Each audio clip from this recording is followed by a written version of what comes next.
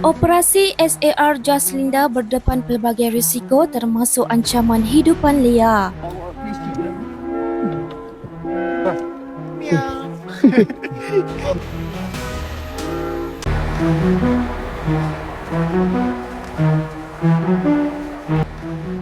Operasi mencari dan menyelamat pendaki wanita yang hilang Jaslinda Saludin 49 diperluaskan ke kawasan luar laluan pendakian dengan penglibatan komuniti orang asli dari Kampung Ampang Woh. Pengarah Jabatan Bomber dan Penyelamat Malaysia Perak, Datuk Sayani Saidon berkata, komuniti berkenaan akan menyertai operasi hari ini selepas perbincangan bersama Tok Batin yang hadir ke pos kawalan tempat kejadian. Katanya kira-kira 12 penduduk orang asli hadir memberi komitmen awal dan meminta masa untuk mengumpulkan lebih ramai anggota sebelum dibahagikan kepada kumpulan kecil bagi operasi pencarian. Buat masa sekarang, tumpuan operasi adalah di antara Kem Sukaneka dan Gunung Rayu di mana pasukan penyelamat telah pun selesai melakukan pencarian di laluan trek sepanjang kira-kira 35 km.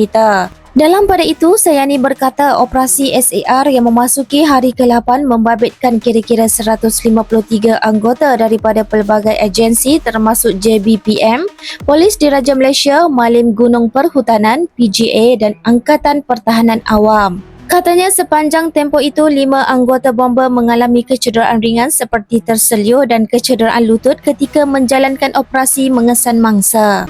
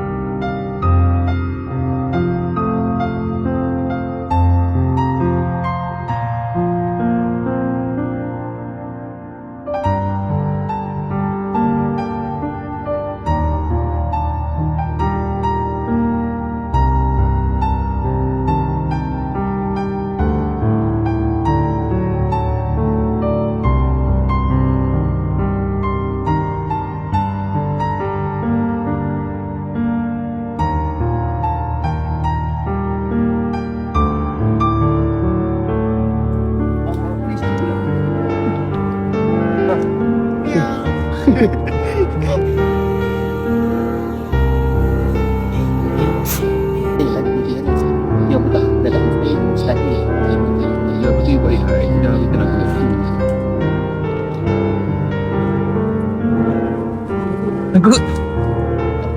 Nanggut. Nanggut. Okey tuan-tuan, hari ni kita dah sampai ke ada 2 mangsa. Satu dulu. Aku tak tahu.